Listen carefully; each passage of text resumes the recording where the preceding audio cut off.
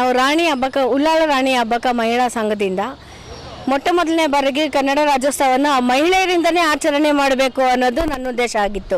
ಯಾಕೆಂದರೆ ಪ್ರತಿ ವರ್ಷನೂ ಪುರುಷರೇ ಆಚರಣೆ ಮಾಡ್ತಾರೆ, ಮಹಿಳೆಯರು ಮಾಡಿದ್ದು ತುಂಬ ಕಡಿಮೆ.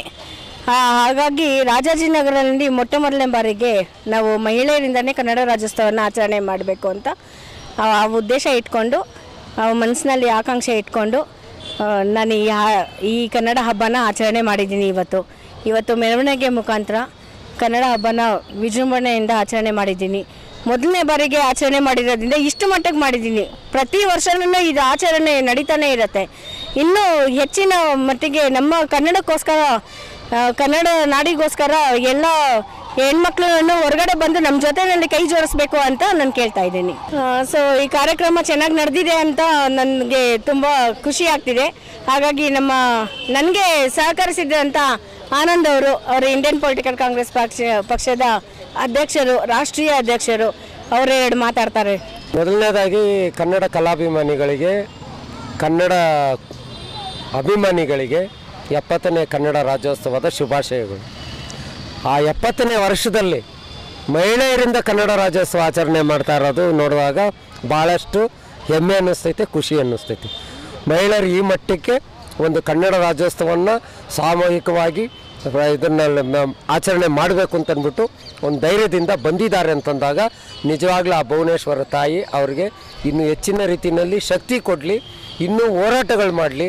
ಈ ನಾಡಿನ ನೆಲ, ಜಲ, ಭಾಷೆ ಎಲ್ಲದಕ್ಕೂ ಕೂಡ ಅವರು ಮುಂಚೂಣಿಯಲ್ಲಿ ಬಂದು ಅವರು ಹೋರಾಟಗಳನ್ನು ಮತ್ತು ಸಾಂಸ್ಕೃತಿಕ ಕಾರ್ಯಕ್ರಮಗಳನ್ನು, ಕನ್ನಡ ಭಾಷೆಗಳನ್ನು ಎತ್ತಿ ಹಿಡಿಯೋದ್ರಲ್ಲಿ ಅವರು ಪ್ರಮುಖ ಪಾತ್ರಗಳು ವಹಿಸಲಿ ಅಂತ ನಾನು ಅವರಿಗೆ ಅಭಿನಂದನೆಗಳು ಮತ್ತು ಶುಭಾಶಯಗಳನ್ನು ತಿಳಿಸ್ಕೊತಾ ಇದ್ದೀನಿ. ನಂತರ ನಾನು ಮಹಿಳೆಯರಿಗೆ ಹೇಳೋದಾದರೆ 2000 ಇಸ್ವಿಯಿಂದ ಈ ರಾಜಾಜಿನಗರದಲ್ಲಿ ಮಟ್ಟದಲ್ಲಿ ನಾನು ಮಹಿಳಾ ಉತ್ಸವ ಅಂತ ಒಂದು ಕಾರ್ಯಕ್ರಮ ಪ್ರಾರಂಭ ಮಾಡಿದೆ. ಇವತ್ತಿಗೆ 25 ವರ್ಷಗಳಾಗಿದೆ. ಪ್ರತಿ ವರ್ಷವೂ ನಾನು ಮಹಿಳೆಯರಿಗೆ ಅತಿ ಹೆಚ್ಚಿನ ಸ್ಥಾನಗಳು ಸಿಗಬೇಕು ಅಂತ ಸರ್ಕಾರಗಳು, ಕೆಲವು ಪಕ್ಷದ ಮುಖಂಡರುಗಳು ಹೇಳ್ತಾರೆ. ಆದರೆ ನಾನು 2000ರಿಂದ 25 ವರ್ಷಗಳ ತನಕ ಮಹಿಳೆಯರೇ ಕಾರ್ಯಕ್ರಮಗಳು ಮಾಡಬೇಕು, ಮಹಿಳೆಯರಿಗೆ ಅಧಿಕಾರ ಸಿಗಬೇಕು ಅನ್ನೋದಕ್ಕೋಸ್ಕರ ನನ್ನ ಜೊತೆಗಿದ್ದು ನಾನು ಅವ್ರಿಗೆಲ್ಲ ನನ್ನ ಅನುಭವಗಳನ್ನು ಅವ್ರಿಗೆ ತಿಳಿಸ್ಕೊಡ್ತಾ ಇದ್ದೀನಿ. ಹಾಗಾಗಿ ಅವರು ಕೂಡ ಯಶಸ್ವಿಯಾಗಿ ಆಗ್ತಾ ಇದ್ದಾರೆ. ಅದೊಂದು ಸಂತೋಷ ಆಗ್ತಾ ಇದೆ. ಉಳ್ಳಾಳ ರಾಣಿ ಹಬ್ಬಕ್ಕ ಮಹಿಳಾ ಸಂಘದಿಂದ ಮಾತಾಡ್ತಿರೋದು. ಉಳ್ಳಾಳ ರಾಣಿ ಮಹಿಳಾ ಸಂಘನ ಇವತ್ತು 70ನೇ ವರ್ಷದ ಕನ್ನಡ ರಾಜ್ಯೋತ್ಸವನ ನಾವು ಮಹಿಳೆಯರೆಲ್ಲ ಸೇರ್ಕೊಂಡು ಫಸ್ಟ್ ಟೈಮ್ ಆಚರಣೆ ಮಾಡ್ತಾ ಇರೋದು. ಇದು ರಾಜಾಜಿನಗರ ಆಟದ ಮೈದಾನದಲ್ಲಿ ಒಂಥರ ಭಾಳ ಖುಷಿ ಇದೆ. ಯಾಕಂದರೆ ಫಸ್ಟ್ ಟೈಮ್ ಮಾಡ್ಬೇಕಾದ್ರೆ ಕೆಲವೊಂದು ಪ್ಲಸ್ ಆರ್ ಮೈನಸ್ ಇದ್ದೇ ಇರುತ್ತೆ. ಬಟ್ ಇನ್ನೂ ಸ್ವಲ್ಪ ಜನ ಸೇರಬೇಕಾಯಿತು.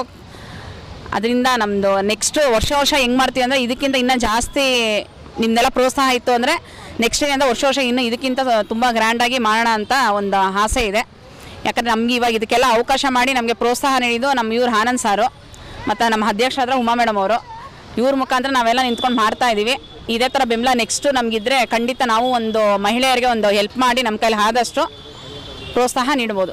ಎಲ್ರಿಗೂ ನಮಸ್ಕಾರ. ಉಳ್ಳಾಳ ರಾಣಿ ಹಬ್ಬಕ್ಕ ಮಹಿಳಾ ಸಂಘದ ಕಾರ್ಯದರ್ಶಿಯಾಗಿದ್ದೇನೆ. ಶ್ರೀಮತಿ ಅನುಪಮಾ ಶಂಕರ್ ಮಾತಾಡ್ತಾ ಇದ್ದೇನೆ.